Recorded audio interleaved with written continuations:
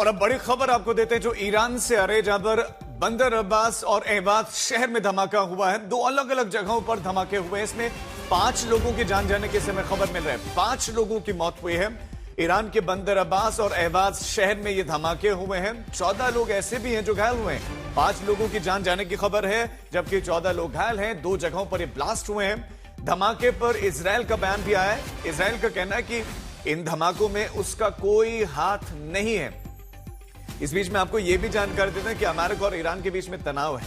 Iran के भीतर खुद आर्थिक संकट देखने को मिल रहा, लोगों का प्रोटेस्ट देखने को मिल रहा था, धमकियों का दौर भी देखने को मिल रहा था। लेकिन इस बीच में ईरान के ये 2 जगह हैं, 2 शहर हैं, उन दोनों ही जगहों के हम आपको एक एक करके तस्वीरें भी दिखा रहे हैं। आप देखेंगे रिहायशी इलाका है और रिहायशी इलाकों में यह धमाका हुआ है, निशाने पर रिहायशी इलाका। इसराइल ने पहले ही क्लियर कर दिया है कि हम इसमें शामिल नहीं है। ईरान और इसराइल का भी तनाव अब जो है लगातार देखने को मिलता ही रहा है। हमारे संवाददाता प्रणय उपाध्याय इस खबर पर हमारे साथ जुड़ गए। प्रणय, ये जो धमाके हुए हैं ये किसने करवाए, क्या क्या अपडेट्स मिल रहे हैं वहां से? अभी इन्वेस्टिगेशन भी चल रहा है राजीव, और साथ ही वहां पर रेस्क्यू ऑपरेशन भी चल रहा है। जो तस्वीरें आप देख पा रहे होंगे, एक धमाका बंदर अब्बास में हुआ है, जो कि पोर्ट सिटी है ईरान की, काफी महत्वपूर्ण शहर है ये। काफी स्ट्रेटेजिक मानी जाती है ये जगह। दूसरी आवाज है जो कि वहां से करीब करीब 1200-1300 किलोमीटर है, और ये दोनों धमाके कुछ घंटों के भीतर हुए हैं। यानी अब से कुछ घंटे पहले दोपहर करीब स्थानीय समय के अनुसार 1 से 2 बजे का वक्त था, जब एक 8 मंजिला इमारत के अंदर जबरदस्त धमाका हुआ बंदर अब्बास के अंदर। और बताया जा रहा है कि वहां पर एक बच्चे की मौत हुई है, 14 लोग घायल हुए हैं उसके अंदर। साथ ही अहवाज के अंदर जो एक रिहायशी इलाके के अंदर धमाका हुआ है, वहां भी कथित तौर पर गैस एक्सप्लोजन बताया जा रहा है, लेकिन वहां 5 लोगों की मौत हुई है। दोनों ही जगह पर इस समय रेस्क्यू ऑपरेशन चल रहा है। ईरान की तरफ से जो वहां पर सोशल मीडिया पर रूमर चल रहा था कि आईआरजीसी के एक नेवल कमांडर को टारगेट असैसिनेशन किया गया है, तो उसका तो जरूर खंडन आया है कि ऐसी खबर नहीं है। लेकिन अभी भी चूंकि बहुत ज्यादा स्पष्ट तस्वीर नहीं पता है, बहुत ज्यादा जानकारी ईरान सरकार की तरफ से साझा नहीं की गई है, और आप जानते ही हैं कि वहां पर इंटरनेट पर भी काफी पाबंदी है, इस समय काफी रेस्ट्रिक्शन चल रहे हैं, इसलिए बहुत ज्यादा जानकारी नहीं है कि किसने इस घटना को अंजाम दिया है। लेकिन सोशल मीडिया पर इन तनाव के बीच में बहुत सारी जो अफवाहें हैं वो चल रही हैं, और बंदर अब्बास से जो अमेरिकी बेड़ा है विमान वाहक पोत यूएसएस अब्राहम लिंकन का, वो भी बहुत ज्यादा दूर नहीं है। क्या अमेरिका की तरफ से कोई प्रतिक्रिया आई है? ईरान की तरफ से क्या किसी पर आरोप लगाया जा रहा है?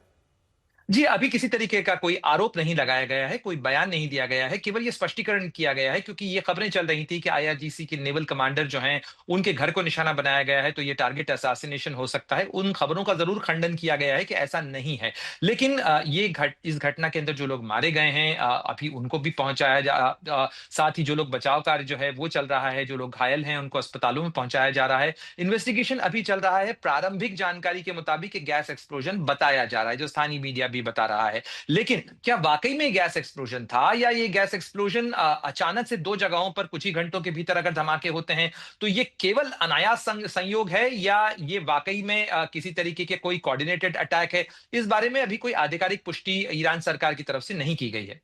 यानी कि प्रणय, कयास जो लगातार लगाए जा रहे थे, सोशल मीडिया पर भी बहुत तरह के रूमर्स हम्म खासतौर पर रिवोल्यूशनरी गार्ड्स को लेकर फैले गए, लेकिन आप बता रहे हैं कि किसी तरह का हम्म कोई अटैक जो है चिन्हित करके नहीं किया गया रिवोल्यूशनरी गार्ड्स के जो टॉप कमांडर है उन पर।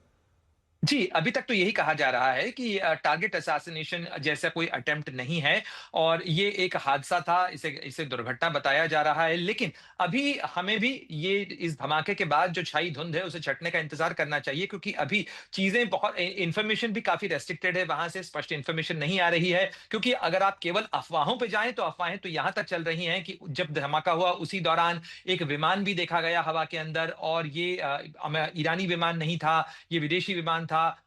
लेकिन ईरान सरकार की तरफ से न तो किसी ऐसी अफवाह की पुष्टि की गई है, ना इस तरीके की किसी चीज का कोई कोलैबोरेशन है अभी इस जी समय। प्रणय। तो अभी केवल धमाके की खबर है। लेकिन ये बात जरूर है कि इन तमाम तनाव के बीच में राजीव, यदि 2 घंटों के भीतर लगातार 2 शहरों के अंदर धमाके होते हैं और बड़े पैमाने पर पावरफुल एक्सप्लोजन होते हैं, चूंकि आप एग्जैक्टली। तस्वीरों को देख के अंदाजा लगा सकते हैं कि कितना शक्तिशाली ये धमाका था, और बिल्कुल काफी प्रणय, नुकसान हुआ है इन इमारतों को। जी। बिल्कुल। बहुत शुक्रिया प्रणय आपका इस तमाम जानकारी के लिए।